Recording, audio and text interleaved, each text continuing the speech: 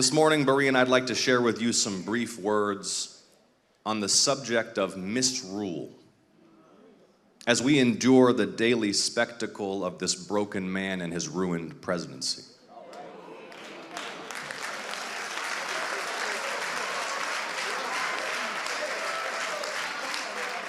Each day, his allies are fewer, and even they no longer deny his corruption. The obscene self-dealing while he plunges the nation deeper into reckless war, while the people pay more for everything, and millions lose health coverage, while he rakes in billions and builds himself a ballroom and prepares again to attack our elections. And Berean, let's be clear, just one man attempted election fraud in Georgia in 2020, Donald J. Trump, when he called Brad Raffensperger to demand he, quote, find precisely the number of votes he needed to win in a state he'd lost. Do you remember that phone call, Berean? But Brad Raffensperger refused. He and enough men and women of integrity told the president that the law forbade him to overturn the rule of the people. And the failure of that scheme to seize the presidency has enraged him ever since. Now nearly 6 years on, returned to power, but more reviled than ever. He reanimates his 2020 obsession while he spirals in fear of the rebuke to come this fall and the accountability that will follow it. Because accountability is coming, Berean.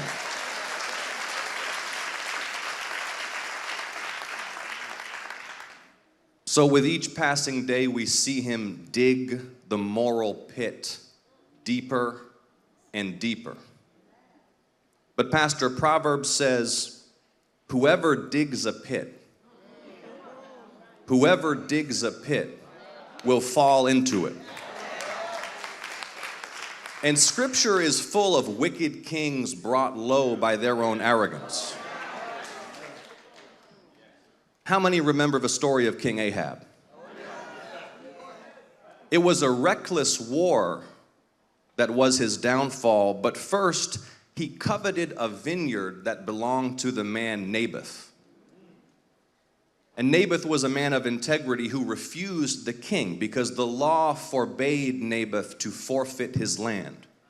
And likewise, the law forbade the king to seize it because even in ancient Israel, the king was not above the law. 1 Kings 21:4, so Ahab went home sullen and angry because Naboth the Jezreelite had said, I will not give you the inheritance of my ancestors.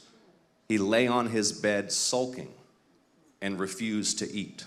The king sulked because the rule of law had foiled his design.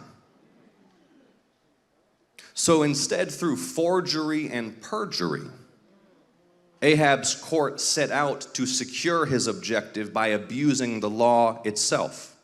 Queen Jezebel enlisted corrupt nobles in a scheme to manufacture false evidence against Naboth. She instructs them in verse 8, proclaim a day of fasting and seat Naboth in a prominent place among the people, but seat 2 sons of Belial opposite him, and have them bring charges that he has cursed both God and king. And in service to royal power, these sons of Belial bore false witness against Naboth, the man who had refused the king. Sons of Belial, in Hebrew, B'nai Belial, translated often as scoundrels or wicked men. See, in Ahab's time, when the law stood in the way of the king, he could rely on wicked men to lie and loyal nobles to corrupt the law on his behalf. Are you following me, Berean? Because in our time, wicked men in high office lie and corrupt the law to serve this president's schemes against your voting rights.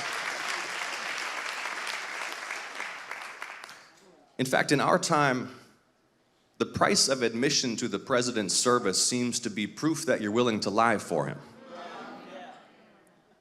Have you seen it?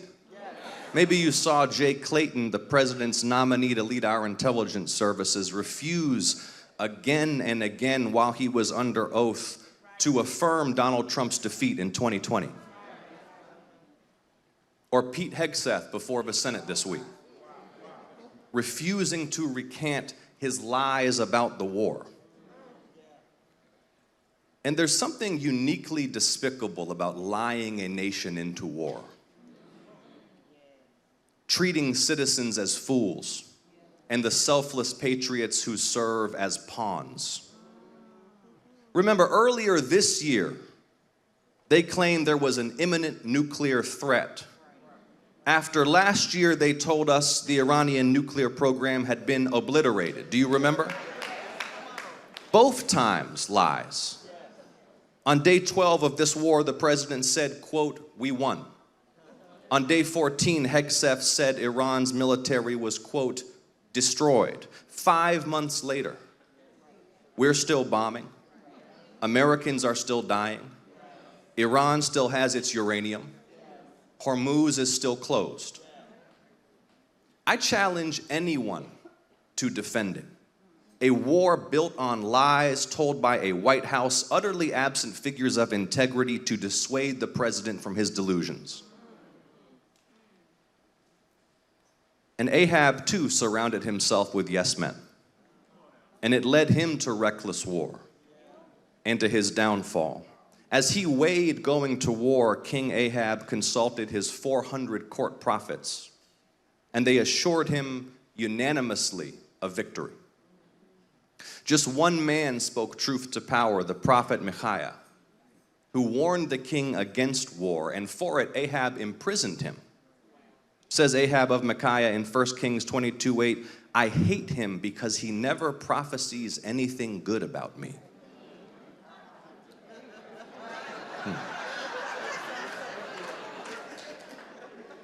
So Ahab silenced dissent and proceeded to war, and it was the costliest mistake of his reign.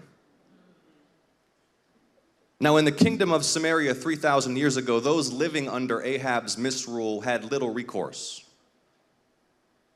But in the United States today, the power of the presidency is nothing compared to the power of the people. Nothing. And here we are in Georgia, where the president sent his spies and his agents to seize our ballots. Did you see it, Berean? And why Georgia? Why Fulton County?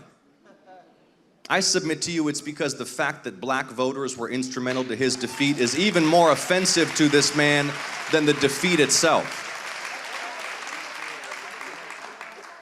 But how foolish of them to launch an attack on voting rights here at the political and spiritual center of the very black history they seek to erase. Naboth said to the king, "I will not give you the inheritance of my ancestors." And Berean, if Donald Trump thinks Georgia voters will be deterred or intimidated from exercising their rights after all that was sacrificed to secure them, if he thinks in the year 2026 he's going to come down to the great state of Georgia and silence the people, he will be dealt his most resounding defeat yet.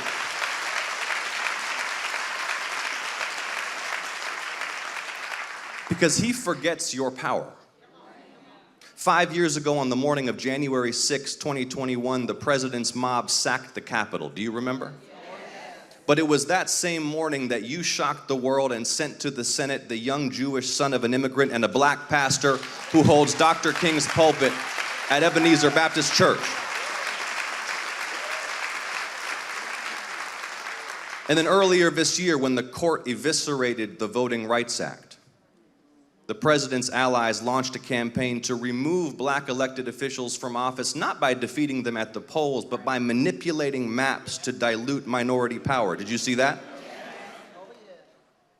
But in the face of overwhelming opposition and mobilization, last month, those who had plotted to diminish your power were humbled and full of fear, and they stood down instead because they forget your power.